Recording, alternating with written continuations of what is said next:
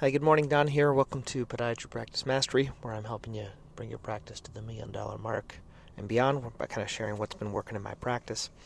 So this is a recording for a Monday, and kind of get right into it in terms of the patients. Okay, I had this neat recollection recently. I was reading one of my favorite books. I was traveling recently, and this question was posed the following: what if all your patients had to come from the patient you are currently with? Meaning, if all you had is like the one patient you're seeing, one of the patients you're seeing right now, and all your other referrals had to come from them and no other method, how would you take care of that patient?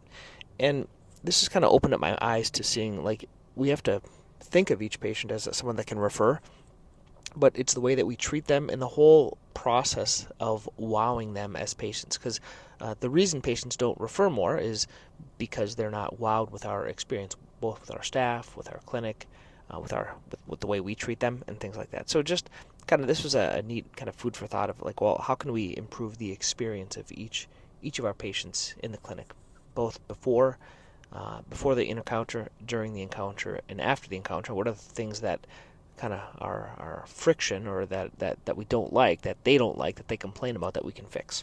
So anyway, that was recently in a book I was reading there.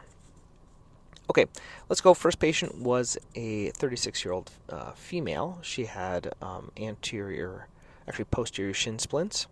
I did an X-ray to look at the see if there's any stress fractures. There was not.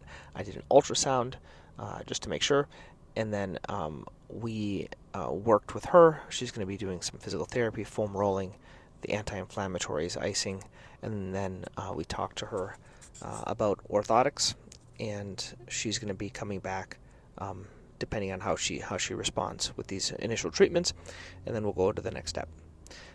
Next patient was a 57-year-old. This was a guy that got a Lamisil booster, so I usually see my Lamisil patients after 3 months. He had nice proximal clearing in the nail, and then we put him on the booster. Next patient was a 38-year-old female that came in for a right hallux avulsion. She had partially pulled off her toenail.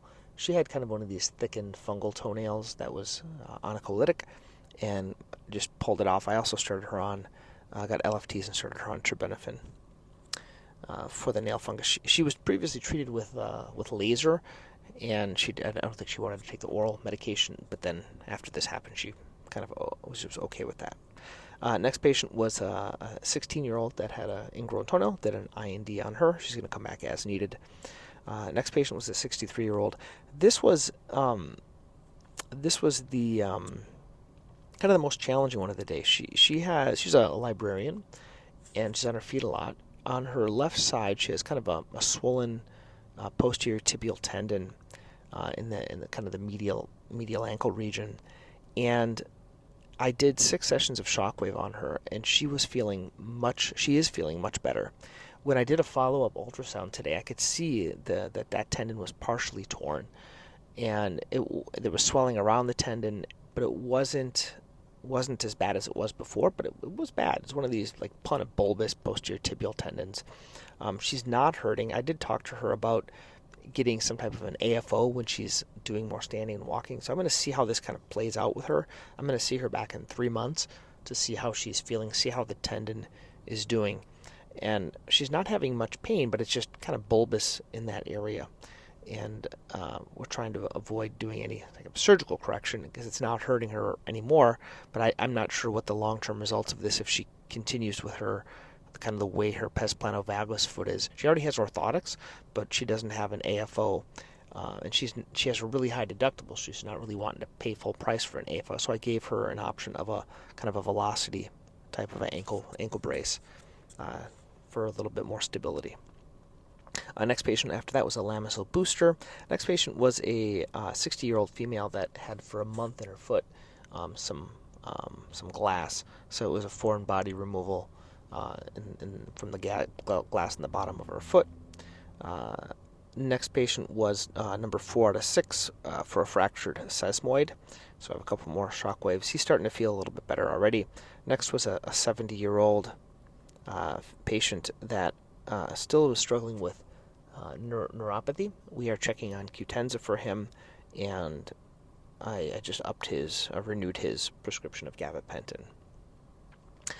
Next patient was a 47-year-old. She had fifth toe pain. Kind of interesting. She had mild bunions, mild Taylor's bunions. She was wearing some tight shoes, and I think it irritated the kind of the plantar lateral fifth metatarsal region where there's a nerve there. Got an X-ray, and it was hurting a little bit. I just gave more shoe recommendations for her.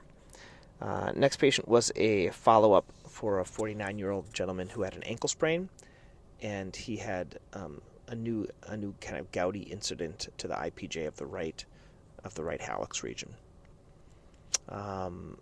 Okay, and then that was the kind of the morning, and then the afternoon, there was a 13-year-old that we did a cantharidin, so she has had 2 sessions of cantharidin. I usually do those 2 to 3 weeks apart, and the third session today, I'm going to do a longer break. I do a 6-week break, because a lot of times it's hard to see the skin, where it's all like broken down and blistered because of the cantharidin. So that's what she was. Next was a patient. She was referred over to me by another podiatrist at their facility over there. They're like a larger group. They don't have shockwave. And she had an accessory, an peroneum on kind of the lateral fifth met base region. And I did 6 sessions of shockwave. She's 100% better. So in her case, she's already 100% better, so I'm not going to do the 6-week follow-up for her because she's doing so much better. And then I kind of, when I phrase this to patients, I've been phrasing it, so I'm trying to reduce low-level patients for follow-up. Okay, that's what I'm trying to do. But I don't want to say that I want to reduce low-level patients. So what I say is that and another thing is they don't like to come in if they don't need to, or if they have a high copay. Or high deductible plan. So I just say to them, if you're feeling better, I don't need to see you. It's okay. If you have an issue, then you can come back, and I'm actually going to be doing something, but I don't want to see you back if everything is okay. You can email me and let me know. Okay. So the next patient was an 89-year-old that had a really severe bilateral ankle pain. He thought it was foot pain. It seemed to be ankle pain. The issue was we made him a few years back a medial blaze AFO, which is a kind of a brace for flat foot. His arthritis is more severe. He's even though he's 89, he's with it. He wants to be active. He wants to drive. And I told him, well, the next step up from a medial blaze AFO is to make you a Arizona brace. And there's 2 types. One would be where the ankle moves, so it's articulated. The other one is non-articulated. And he was concerned about the one that the ankle doesn't move if he could still drive. But I do believe like an Arizona standard one would be better for him than others because of the severe arthritis. But the issue is if his ankle's really hurting and it's articulated, it's just not going to work for him. So what we did is we did bilateral cortisone injections to the ankle to see how he would feel. If the pain went away, then he's going to have a standard one without the articulation. And I told him that. Or I said at 89, the other option is you just come and see me like every 3 to 6 months, and we do cortisone injections in your ankle. That would be probably an easier option for him. So I went over that. Next patient was a new patient. She had second toe pain. We did an X-ray. We did an ultrasound. This was kind of interesting. She did not have as much pain plantarly, but more dorsally, and especially going up hills, like when her toe is dorsiflexed. The ultrasound showed some swelling around the extensor tendons. And I did a little injection dorsal to the second MPJ, so not into the joint itself, but dorsally. And we're going to see if that kind of calms down her toe pain, her foot pain. Next patient was a 63-year-old that were feeling better after a cortisone injection for plantar fasciitis, and they're going to go to PT. Now, I don't do a lot of cortisone, but in this case I did, feeling a little bit better, and I'm going to see them back in 8 weeks. And I explained if it still is kind of comes back or it's not doing that well, then we're going to do shockwave next. Next was a follow-up for sesamoid pain. They're doing much better, so no follow-up for them. And then the next patient was this was a challenging one as well. So this is a patient I've been seeing, it seems like a couple of years now. She had a really painful second metatarsal head. It seemed kind of like metatarsalgia, capsulitis, maybe some neuritis in there, and she had this pain for years. And she was so sensitive when when I started with her, I could hardly turn my shock waves up at all. It was like the lowest settings, and she was still like writhing in pain. So I did 6 sessions of shockwave, and she was doing better, but not totally good. Like, she has all these pads. She has like 3 cushions on the bottom of her foot. These, everything she buys online. And so she came back. She's here for, I think it's maybe the 3-month. I think we did a 6-week follow-up, and then this is like the 3-month after that. But she's still in pain. I tried to get her an AFO to try to offload the area. She hated it.